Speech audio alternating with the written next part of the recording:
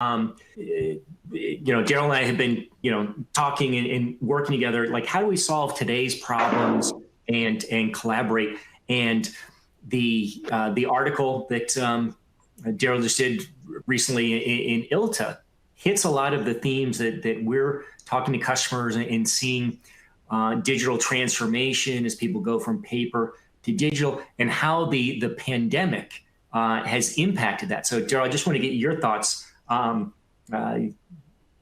Since you kind of laid it out in the article, right now today, it keeps evolving. What have you been seeing and hearing from customers in that regard?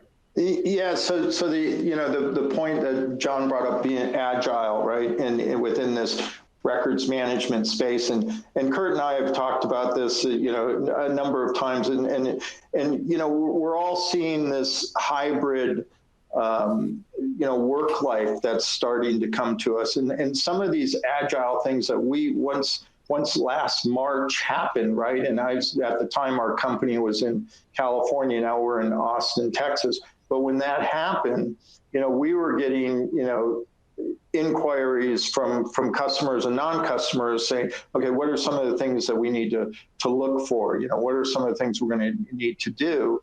And a lot of those were around, okay, the data is secure from electronic. If we're in the cloud and we're in a good secure thing, or our VPN in and everything from the electronic side, but there's issues around these other items that are going to take place that are going to cause this shift in work practices, and some very simple things on that agile records management, information governance piece was, okay, do we have policies in place when people are now going to work from home? Which comes into like, hey, you can't use your home printer to print this stuff and keep it in your home. As much stuff as the conversations were going around that. How are we going to do it? The other conversations for companies like you is, how am I going to access stuff, from that I need that are offsite storage? We have customers that were saying, we need to get it delivered to the office, and then somebody's going to go to the office and then take it to the guy's home, if it was really critical information. So all of these different shifts, and how do you manage that, and how do you know that? So a lot of these policies, we had organizations saying, we went into disaster recovery mode. We used those policies to drive how we could work from home, right? Because we had those in place. A lot of the other ones weren't in place. But one of the most interesting things that we found as the work from home continued is we went out and did a survey to probably about 500 different organizations, and said, how are you looking at this from an IG standpoint? And we had some really interesting responses. One of the themes that came through a lot was, we're not going to be leasing more expensive office space. This is working.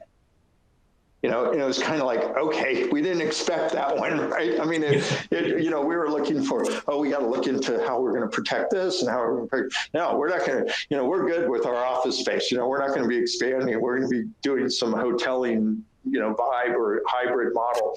And that was, this survey came out like in June, July. So it was a few months into it. So people, been able to settle down in it. But the other thing was, they were going, we need to focus on what we've already done the work on, which was in that records management area. And now how are we going to start addressing that? And an interesting thing, and maybe some of you on the call here felt this and did this. So a lot of the organizations said, now that I'm not in the office and I don't have 20 things coming at me from different angles, I can focus on executing, our policies, or reviewing our policies, or implementing technology to work with those processes and policies. So literally during the pandemic, we had more organizations using our product, executing against their retention policies. And literally, records managers, information governance managers were reaching out to us and saying, I have the time to do this. So, and I got the approval. Now we're going to be doing this. So, and I don't know if you saw an uptick in box destruction, requests and things like that. But those were a lot of things that they were working on.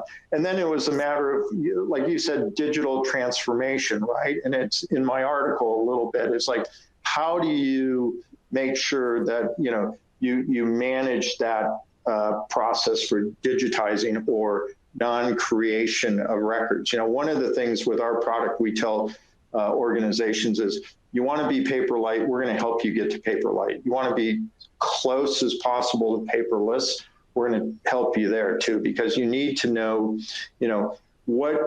what's valuable to share amongst many, right? Or what's the easiest way to get the information to someone that's least expensive. We have a client right now that is working to make sure that any order that comes from their commercial record centers is digitized, because they just want that process to be smooth, and that information is checked to make sure that it's something that should be, can be digitized and accessed. And then, the physical record still exists, but the access to it now is much easier.